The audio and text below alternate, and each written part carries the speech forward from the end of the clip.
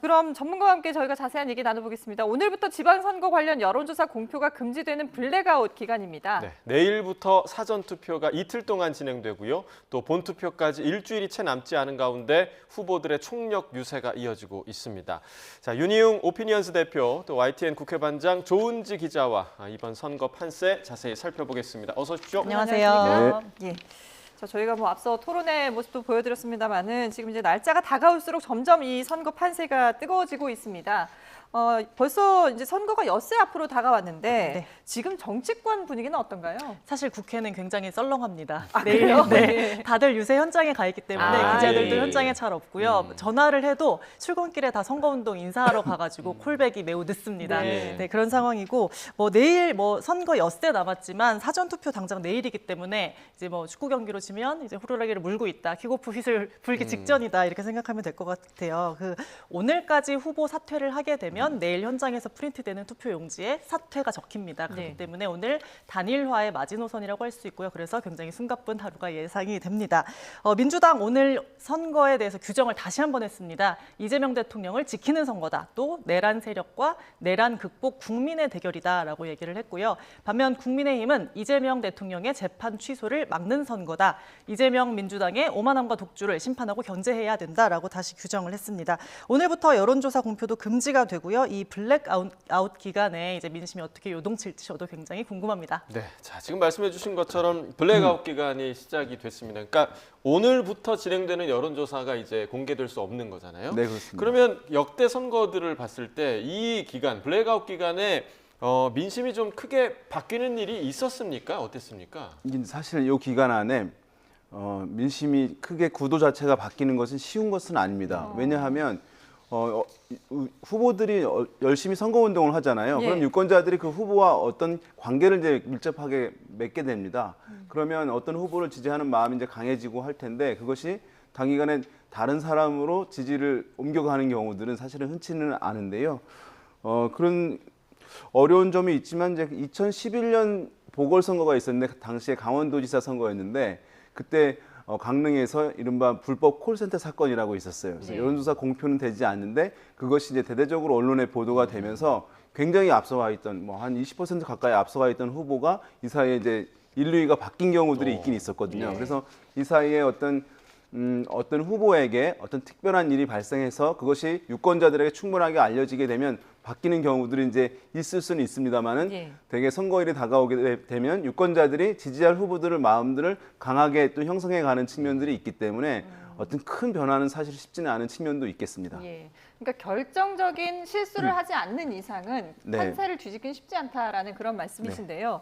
지금 이번 6월 3일 선거에서 광역단체장 16명을 뽑고 국회의원은 14명을 새로 뽑아야 되지 않습니까? 그러면 지금까지 나온 여론조사를 통해서 조금 판세를 분석을 해보자면은 승리의 기준이 뭔지 일단 좀 정해진 게 있을까요? 큰 그림을 어떻게 짚어야 될까요? 어떻게 나와도 본인들이 이겼다고 아마 할 겁니다. 여기를 이겼으니까 우리가 이겼다, 전체로 이겼으니까 우리가 이겼다 아마 다 그렇게 얘기를 할 텐데 보시면 광역단체장 16개 중에 이제 현직으로 보면 국민의힘이 12개, 민주당이 5개인데 이제 통합이 됐으니까 4개인 셈이 되는 거고요. 국민의힘은 현역을 거의 그대로 공천을 했고 민주당은 새 얼굴로 여기에 도전을 하는 형국이 됩니다. 재보궐선거는 이제 14개가 열리는데 민주당이 13개를 가지고 있고 국민의힘이 한 석이죠. 그래서 국민의힘이 그때 말씀드렸다시피 믿져야 본전인 선거가 됩니다. 요즘에 민주당 조승래 사무총장이 매일매일 간담회를 하고 있어요. 예민한 상황도 막 나와서 바로바로 정리를 하는데 오늘 어젠가 얘기했는데요. 접전인 곳이 6곳이다 이렇게 얘기를 했어요. 서울, 부산, 대구, 울산, 경남, 전북 이렇게 6곳이 접전이라고 했고 방금 기자회견에서도 지금도 그게 유효하다. 우리는 한 석이라도 더 이기는 게 우선이다라고 얘기를 했습니다. 지역들 보면 서울이랑 부울경은 늘 어떤 선거든지 다 혼전인데요. 그 텃밭인 전북 또 험지인 대구가 여기에 낀 게 좀 주목이 되죠. 냉탕과 온탕을 오간다 이거 볼 수 있을 것 같고요. 국민의힘 같은 경우는 정의용 사무총장이 오늘 오전에 처음으로 간담회를 했습니다. 그러니까 국민의힘 차원에서 판세 분석이 처음 나온 거예요. 여기서는 TK는 우리가 우세하다. 그리고 경합지로 서울과 또 부울경 여기에다가 강원도와 충청까지 했습니다. 8곳이 경합 중이다라고 국민의힘은 얘기를 했습니다. 그리고 재보궐 14곳에 대해서도 대구 달성은 우리가 우세하고 울산 남갑 또 충남 공주부여 청양 이 2곳에서도 우리가 경합이지만 우세하다라고 얘기를 했습니다. 예, 지금 그 짚어주신 게 네. 민주당이 6곳, 국민의힘이 8곳을 그러니까 접전지로 접전. 꼽은 건데 여야가 겹치는 네. 곳이 4곳인 건가요? 그렇죠. 이게 왜 그런 서울이랑 겁니까? 부울경 이렇게 4곳인데 예. 민주당이 접전으로 꼽은 대구를 국민의힘은 우리가 이긴다라고 얘기를 하는 거고요. 예. 국민의힘은 또 강원하고 충청도, 그러니까 충북, 충남, 대전 이 3곳도 경합이다라고 얘기를 했어요. 그러니까 그동안 판세를 보면 경상북도 빼고는 다 국민의힘이 쫓아가는 판이거든요. 사실 여야가 공표하지 않는 여론조사를 매일매일 하고 있습니다. 대표님 예. 잘 아시겠지만 그러다 보니까 말할 수는 없지만 이제 대표 지도부들이 움직이는 동선을 보면 어디가 급하구나, 어디가 빨리 가야겠다 이걸 알 수가 있는데 네. 민주당은 전북을 엄청 많이 가고요. 국민의힘은 매일매일 충청권을 가고 있어서 눈길을 끕니다. 예, 지금 지도에도 이게 공통 네. 격전지가 나오고 있죠. 그렇죠. 예. 오늘 아침에 국민의힘 당직자 핵심인데 얘기를 해봤더니 충남, 대전, 충북 순으로 우리가 기세가 좋다 이 얘기를 하는 거예요. 근데 네. 서울에서 봤을 때는 좀 쉽긴 한데 그 충남은 박수현, 김태흠, 대전은 허태정, 이장우, 충북은 신용환, 김영환 이런 구도거든요. 근데 충청권이 원래 또 속을 모른다고 해서 예. 야권의 좀 행복 회로인지 뭐 결과가 너무 궁금한 상황입니다. 예. 이게 보면은 이제 선거가 있는 경우에 막판에 이제 중앙당에서 어떤 메시지들을 내잖아요. 네. 통상적으로 보면 그렇게 되면 지금 쉽지 않다라고 얘기하게 되면서 지지층들이 이완되지 않도록 결집하게 되는 것을 일반적으로 이제 얘기를 하게 되는데 네. 지금 같은 경우는 이제 이 앞부분까지 보게 되면 민주당이 좀 우세하는 흐름들, 국민의힘이 좀 열세인 상황들이 있었는데 그런 상황에서 아마 민주당 지도부에서는 지금 상황이 어쨌든 쉽지 않다는 점을 강조함으로써 지지층 어쨌든 결집하려고 하는 그래서 낙관론에 의해서 투표 불참을 좀 막으려고 하는 이제 그런 메시지가 목적이 있다고 할 수 있겠고 야당 같은 경우는 이제 추격하는 입장이니까 예. 이것이 투표해도 되지 안 되면 어떡하나라고 해서 이제 패배주의에서 불참할 수 있는 것이니까 지금 사실은 굉장히 가능성이 많아졌다라는 메시지를 전달함으로써 유권자들의 기대감을 높여서 네. 지지자들을 참여하게 하는 그런 전략들을 아마 의도를 갖고 하고 있는 것 아닌가 분석할 수 있을 것 같습니다. 예. 자, 그러면 이제 한 지역씩 좀 구체적으로 살펴보면 먼저 수도 서울은 전임 시장인 오세훈 후보가 민주당의 정원호 후보를 쫓아가는 형국이었거든요. 최근 나온 조사들 흐름을 보면 어떤가요? 예, 지금 이제 그래프 나오고 있는데요. 더불어민주당 정원호 49.6, 국민의힘 오세훈 36.4. 지금 이것은 이제 사람 면접원에 의한 이제 조사입니다. 네. 여러분 이제 ARS 조사 결과들도 많이 보셨을 텐데 ARS 조사 같은 경우는 좀 팽팽한 결과들도 많이 나오긴 하는데 지금 말씀드리는 것은 이제 사람 면접원 조사고요. 오늘 나온 조사에서는 또 팽팽한 전화 면접 예. 조사도 있습니다. 예. 지금 문화일보 조사인데요. 정원호 39, 국민의힘 오세훈 39로 똑같죠. 동률이 나온 예. 조사 결과도 이제 오늘 나오긴 조사 했습니다. 방식이 달랐던 거죠. 이것은 조사 방식은 같습니다. 사람 면접원에 의한 이제 조사 방식인데 예. 대체적으로 이것은 이제 지금 팽팽해서 사실은 최근에 나왔는 추세하고는 약간 이제 다른 측면이 있습니다. 근데 전반적으로 봤을 때는 사람 면접원 조사에서는 정원호 후보가 우세한 흐름들을 좀 보여주고 있고 예.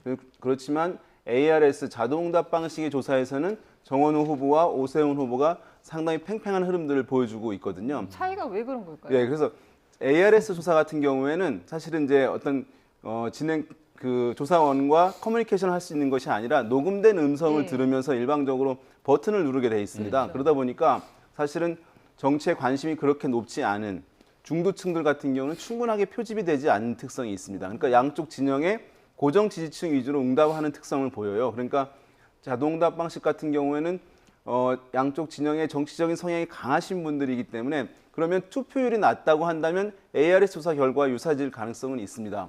그렇지만 사람 면접원 같은 경우는 중도층들이 많이 표집이 됩니다. 네. 충분하게. 왜냐하면 사람이 부탁을 하는 것이니까요. 예. 그렇게 되면 투표율이 높아지게 될 경우에 이런 사람 면접원 결과와 유사성이 높아진다라고 이제 우리가 얘기를 하거든요. 네. 그러면 또 어느 수준이 돼야지 높은 것이고 투표율이 어느 수준이면 낮은 것이냐 또 이렇게 재질문이 들어오긴 하는데 2018년 지방선거는 60%가 약간 넘었습니다. 네. 그때는 이제 민주당이 압승을 했죠.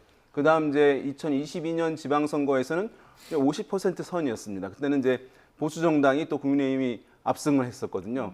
그러니까 60%에 가까워지면 투표율이 높다고 할 수 있겠고 50%에 가까워지면 좀 낮은 투표율이다 이렇게 얘기를 하고 이번 선거는 그 중간쯤 어디에 치러지지 않을까 이렇게 전망하는 시각이 대체적이라고 할 수 있겠습니다. 자, 지금 서울 지역을 살펴봤고요. 조사에 따라서는 이제 뭐 격차가 큰 것도 있고 지금 저희가 앞서 보여드린 거는 전화 면접 방식으로 똑같은데 또 어떤 같은 경우는 이게 딱 붙어 있는 경우도 있고 네. 변수들이 있잖아요. 근데 이제 안타까운 그 서소문 고가차도 사고 같은 경우에 이번 선거에 어떤 영향을 미칠지 지금 다들 관심이 모아지고 있는데 어떻게 분석하고 있어요? 네, 아무래도 결정적인 영향이 있을 거라고 봅니다. 벌써 네. 사흘째 후보들이 뭐 춤추고 노래하고 유세 마이크 잡고 하는 유세를 못 하고 있어요. 그렇죠. 노래와 율동 없는 건 물론 사실상 일정이 없고 그냥 수습이 급선무다, 뭐 애도하겠다, 추모하겠다 이런 분위기거든요. 그나마 이제 오늘 사흘째를 맞아서 민주당 정원호 후보가 오전에 간담회를 열었습니다. 당선되면 시장 직속 생명안전위원회를 만들어서 안전행정의 컨트롤 타워를 세우겠다라면서 이제 안전을 최우선으로 강조를 한 거고요. 민주당은 또 전문가 좌담회도 열었습니다. 서울의 안전 이대로 괜찮은가라는 제목의 좌담회였는데 뭐 당연히 안전 짚어 넘어갈 거긴 한데 네. 이게 어찌됐건 본인들에게는 그래도 조금 유리한 그러니까 오세훈 시장의 실정이라고 할 수 있는 거를 좀 부각할 수 있지 않을까라는 게 읽히고요. 네. 정청래 대표는 책임져야 하는 사람들은 분명한 책임을 져야 한다라고 하면서 오세훈 시장을 겨냥을 했습니다.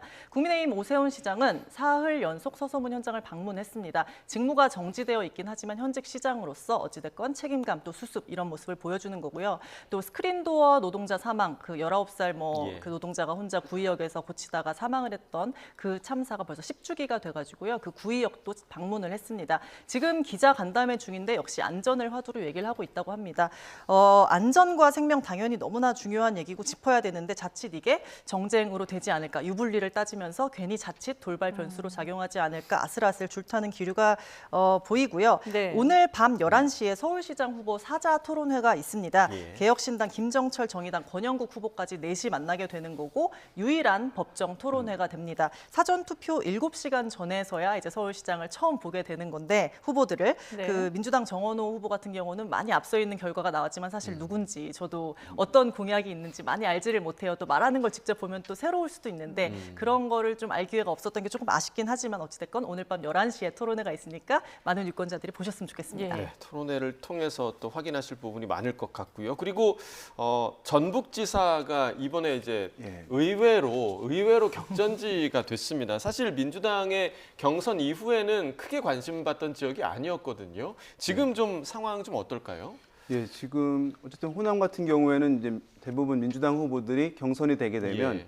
선거 운동이 사실은 이제 사그라드는 그런 모양새가 원래 일반적인 분위기인데 예. 전북은 지금 다른 모습들을 보여주고 있는데요. 지금 원래 현직 지사였던 무소속의 김관영 이제 후보가 있는데요.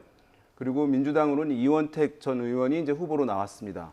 최근 이제 나오는 조사 결과들을 보게 되면 이 지역이 민주당의 텃밭이라고 할 수 있음에도 불구하고 지금 보시다시피 무소속 김관영 후보가 51.9, 민주당 이원택 후보가 35.3으로 상당히 이제 격차가 크게 나고 있어서 민주당을 당혹스럽게 이제 하고 있는 결과들입니다. 그래서 또 다른 결과들은 이거보다 이제 결과가 적은 것도 있고 또 오늘 나온 어떤 결과에서는 반대로 또 이원택 후보가 앞서는 결과들도 있긴 네. 해서 여기도 이제 정말 알 수가 없네요. 조사 방식에 따라 예. 다르긴 하는데 지금 이제 무소속 김관영 후보가 앞서 있는 조사는 아까 말씀드린 자동응답 방식의 조사 결과입니다. 그러니까 추정해 보게 되면 이 지역에서 오랫동안 지역 정서를 같이 했던 또는 이제 고령자 중심에서는 무소속 김관영 후보에 대한 이제 선호가 상당히 표출된다고 할 수 있겠고 사람 면접원 조사 같은 경우에는 관심도가 낮은 분들도 이제 있다고 할 수 있기 때문에 기본적으로 어떤 인물에 대한 평가보다는 그 지역 정서에 맞게 어떤 민주당 후보라고 하면 선호하는 기류들이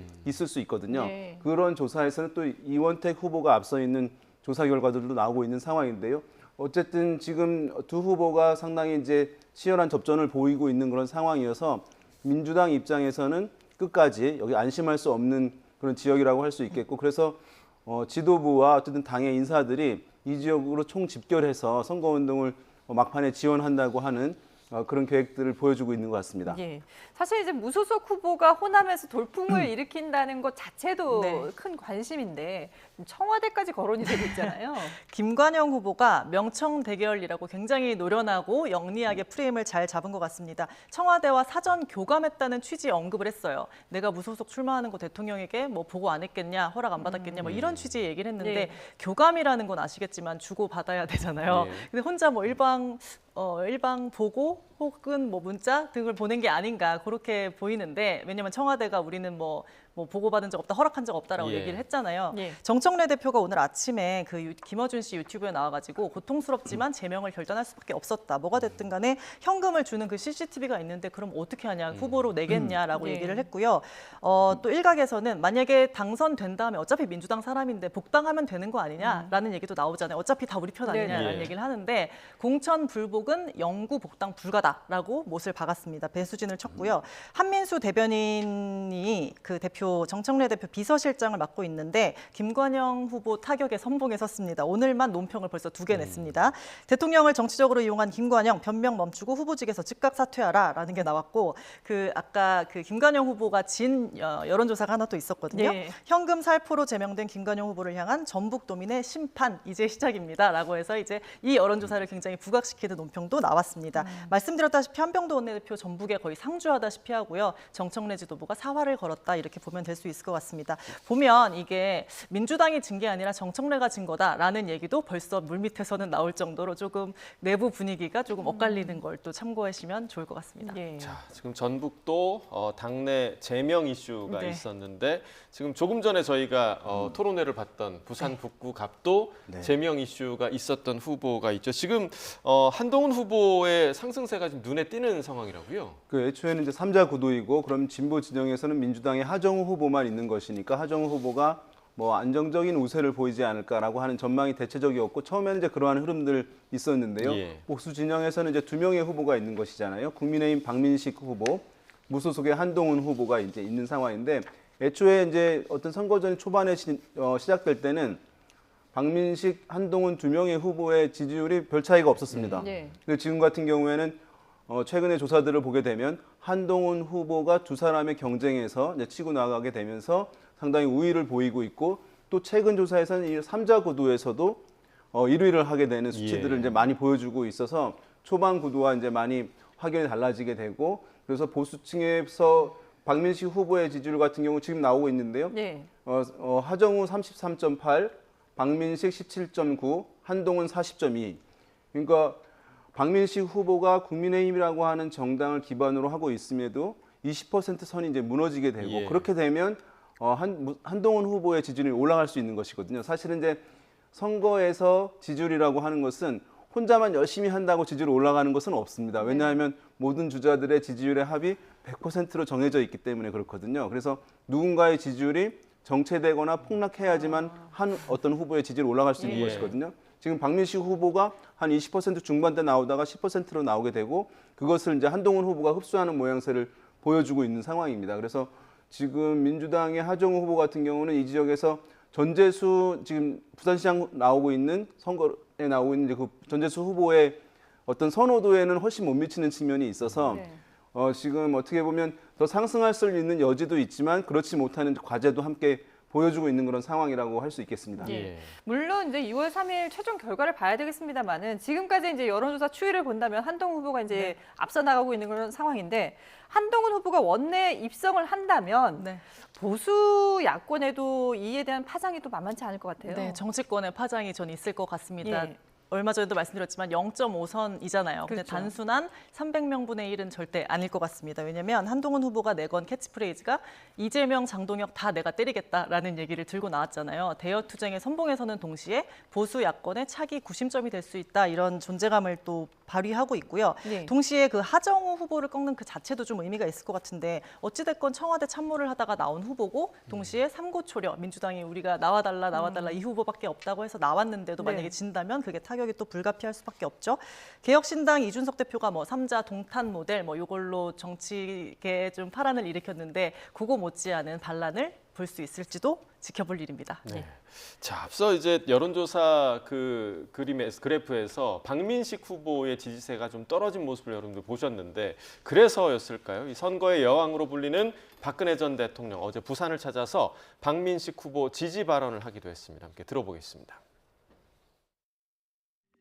여러분께서 우리 박민식 후보에게 봉사할 기회를 주신다면 박민식 후보도 이 나라를 잘 지켜나갈 것으로 저는 생각합니다. 전 박 전 대통령의 인품과 그동안의 삶을 존경합니다. 존중하고요. 박 대통령께서 여러 가지 생각을 하고 판단하신 것이기 때문에 제가 존중합니다.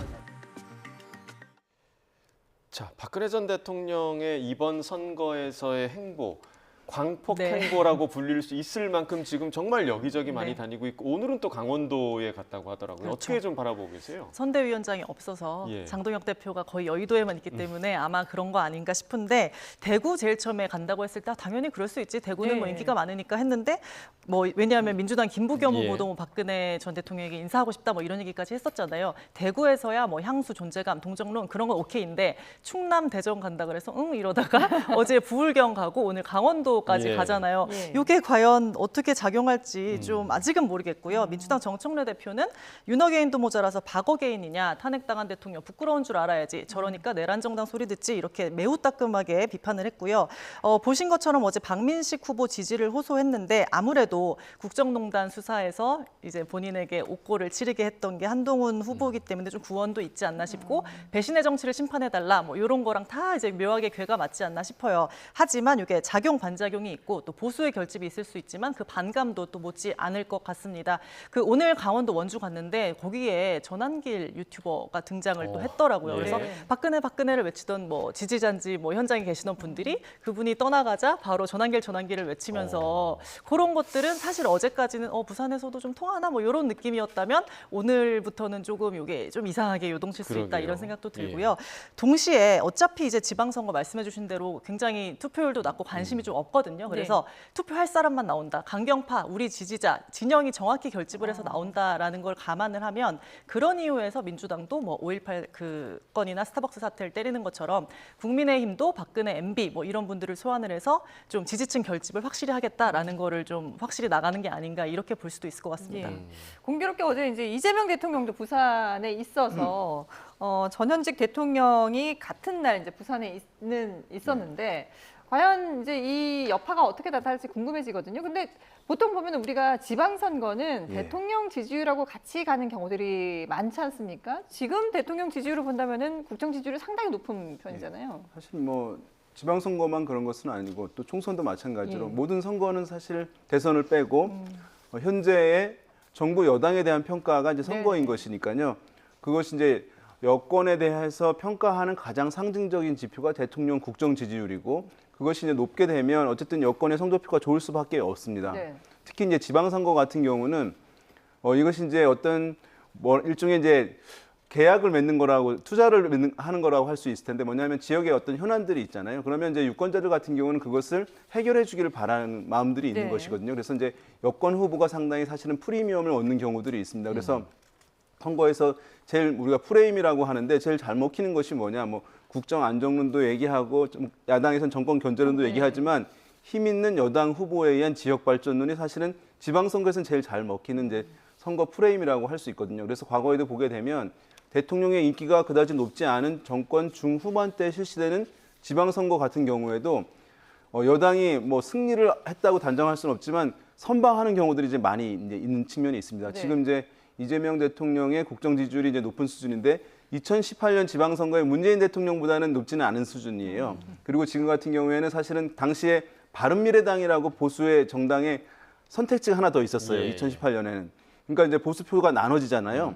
지금 같은 경우는 개혁신당이 있기는 하지만 국민의힘이라는 정당이 하나가 있긴 해서 견제론이 모아질 수 있는 구도는 좀 있는 상황이긴 하거든요. 그래서 네. 그때만큼은 아니겠습니다만은 여당 후보들이 대통령 마케팅을 통해서 유권자들의 지지를 이제 얻고 중도층의 관심을 얻는 그런 캠페인 효과를 일정 부분 얻을 가능성 환경이 된다고 좀 얘기할 수는 있을 것 같습니다. 예, 자 지금 그림 보시는 것처럼 전현직 대통령이 모두 찾아간 부산의 모습이었는데 그럼 부산시장, 그러니까 부산시장 관련 민심은 지금 어떤 추세입니까? 예, 부산시 같은 경우에도 지금 보게 되면 이제 여당 후보 우세한 흐름들 이제 보여주고 있는데 지금 보시면은 민주당의 전재수 후보 45.8, 국민의힘 박형준 후보 39.5. 그래서 이제 이렇게 보면 지금 오차범위 내이긴 합니다. 이 조사 같은 경우 800명 조사가 이루어졌기 때문에 네. 그래서 사실 어느 쪽이 완전히 앞선다라고 단정할 수는 없습니다만 대체적인 어떤 이런 전화 면접 조사를 보게 되면 민주당의 전재수 후보가 약간 수치가 이제 앞서 있는 높은 그런 흐름들 이제 보여주고는 있습니다. 또 아까 말씀드린 대로 사실은 이 지역에 또 보수 우세 지역이다 보니까 자동응답 방식 같은 경우에는 박형준 후보가 우세하거나 또는 이제 두 후보 간의 격차가 없는 조사 결과들도 지금 많이 보여주고 있습니다. 지금 보시는 조사 결과 같은 경우는 전재수 40, 박형준 39. 이렇게 차이가 1%포인트면 사실은 뭐 여론조사에서 유의미한 차이라고 하기 힘든 측면이 있거든요. 그래서 이 팽팽한 측면들이 있어서 이 지역에서도 유권자들이 투표장이 언제 어느 정도 많이 나올 것이냐. 그래서 이제 아까 말씀드린 대로 투표율이 양쪽 진영의 고정 지지층 위주로만 나오게 된다면 아마 박형준 시장 측에서도 기대를 가질 수 있는 그런 상황일 텐데 투표율이 정말 중도층까지 많이 투표장에 나오게 되면 아까 처음에 말씀드린 조사 결과의 유사성이 좀 높아지지 않을까 이렇게 전망하는 시각이 대체적입니다. 예, 박빙인 지역들이 많아서 정말 마지막까지 여야 모두 안심할 수 없는 그런 판세인 것 같습니다. 지금까지 조은지 기자, 윤희웅 오피니언즈 대표와 함께 사전투표를 하루 앞둔 지방선거 판세 들여다봤습니다. 두 분 말씀 잘 들었습니다. 감사합니다.